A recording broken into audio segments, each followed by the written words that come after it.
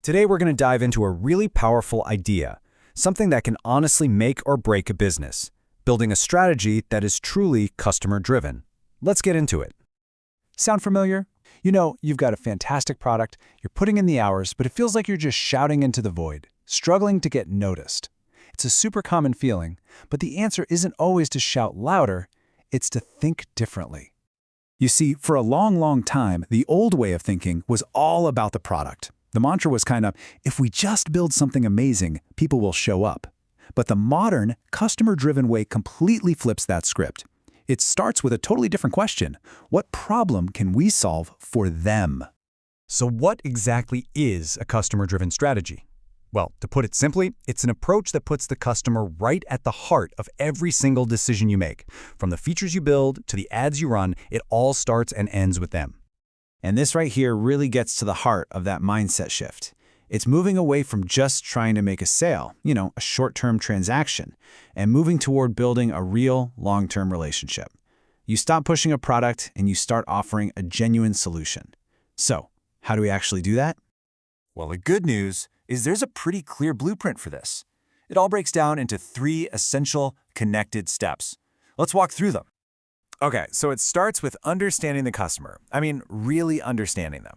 Once you've got that down, you can create genuine value for them. And then, finally, you have to communicate that value so they actually know that you have the answer they've been looking for.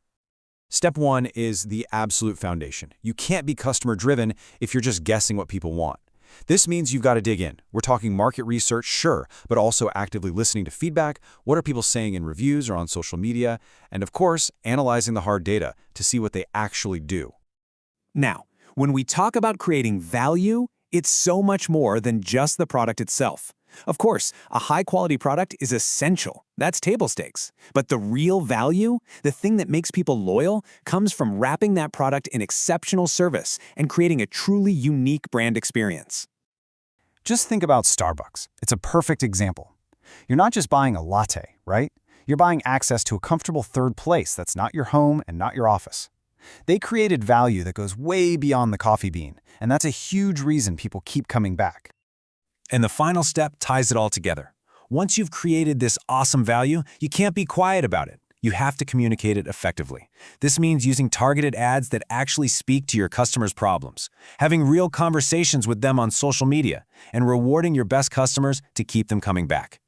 Now, if you want to see a total masterclass in all 3 steps, just look at Amazon. Their entire business is built on this. They use data to predict what you need, sometimes before you even know it yourself. They create massive value not just with products, but with that seamless, frictionless experience of Prime delivery. Everything is designed to make your life easier. It's a customer-driven machine. Okay, so that's the how. But why is this so important? Why should you bother with all this? Let's talk about the payoff, because honestly, the results are incredibly powerful. When you really put the customer first, you see these huge wins in 3 key areas. You get way better customer retention, you ignite word-of-mouth marketing, and you build a competitive advantage that's tough to beat. First up, retention. This is just simple math, really. It costs so much more money, time, and energy to attract a brand new customer than it does to just keep an existing one happy.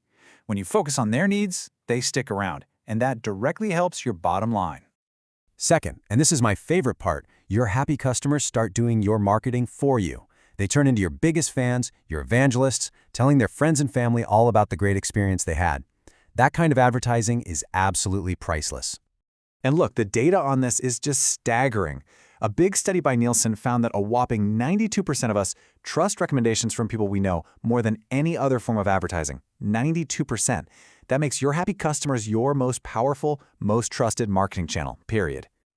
And finally, all of this comes together to build a rock-solid competitive advantage.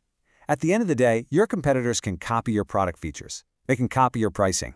But it is incredibly difficult for them to copy a genuine, amazing customer experience. That becomes your moat. So, let's pull all these threads together. What's the one big idea you should walk away with today? It all comes down to this. Always start with the customer, not your product.